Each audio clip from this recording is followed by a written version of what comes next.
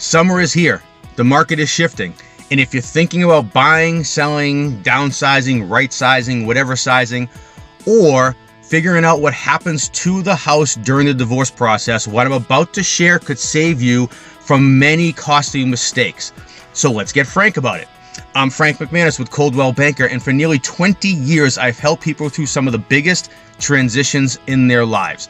And today, I'm focusing on two groups of people. The first are those of you over 60 who are wondering what comes next after decades in the same home. And the second are those of you navigating the divorce process who are trying to rebuild your future while protecting your finances. Two very, very different situations, but both with the same question. What do I do now? Because this isn't really just about real estate. It's about what happens next in your life. And here's the part most realtors will never tell you. The hardest part isn't the transaction or the sale. The hardest part is the transition. Right now, inventory is rising, creating more opportunities than we've seen in the last few years, which is causing buyers to become more selective. And mortgage rates, economic uncertainty, and affordability concerns mean that strategy matters more than ever. So, if you are selling, whether it's the home you raised your family in or the marital home you're disposing of during the divorce process, pricing, preparation, timing can dramatically impact the outcome.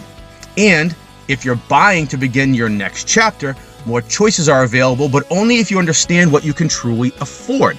And that's where many people make their biggest mistake.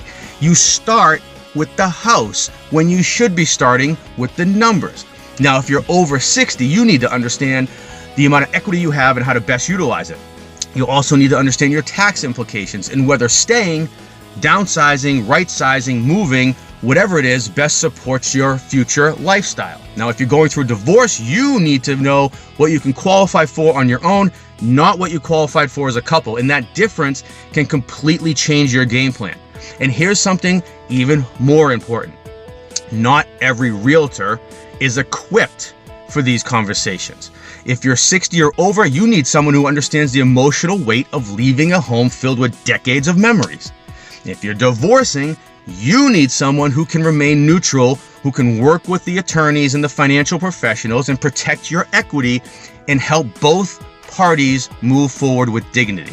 And with both situations, you need someone who is not only experienced, but who is also paired up with a former financial planner who is now a top performing lender who is also a certified divorce lending partner. And that's where I come in, because homes can be replaced.